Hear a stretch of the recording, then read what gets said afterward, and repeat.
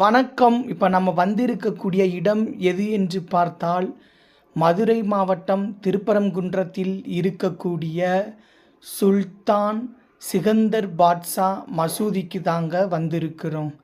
பாருங்க, மலை மீது நாம் போய்க்கொண்டு இருக்கிறோம். இப்போ நம்ம பார்க்கக்கூடியது அந்த சுல்தானுடைய புனித நீர் தான் பார்த்து கொண்டு இருக்கிறோம். மலை மீது இருக்கக்கூடியது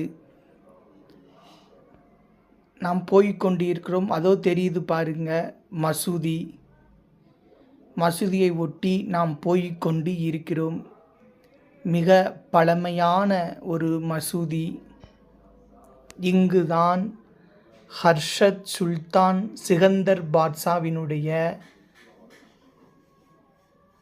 மசூதி நாம் பார்த்து கொண்டு இருப்பது மிகவும் பழமையானது. இஸ்லாமியர்களுடைய ஒரு புனித தலமாகவே கருதப்படக்கூடிய இடம். இங்குதான்